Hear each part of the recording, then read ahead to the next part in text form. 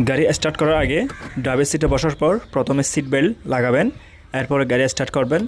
যদি আপনি সকালে গাড়ি স্টার্ট করেন সেক্ষেত্রে 3 থেকে 5 মিনিট গাড়ি স্টার্টে রাখবেন। আর যদি সকালে কিছুক্ষণ গাড়ি চালানোর পর আপনি গাড়ি স্টার্ট বন্ধ করে আবার স্টার্ট করেন সেক্ষেত্রে গাড়ি স্টার্ট করার সাথে সাথে গিয়ার শিফট করে গাড়ি চালাতে পারবেন। এখন আমি গাড়ি স্টার্ট করব, যেহেতু এর আগে আমি কিছুক্ষণ গাড়ি চালিয়েছি। এখন স্টার্ট করার সাথে সাথে আমি গিয়ার শিফট করব। গিয়ার শিফট করার পরে পার্কিং ব্রেক রিলিজ করব, এরপরে আমি গাড়ি খুব সহজে চালাতে পারবো।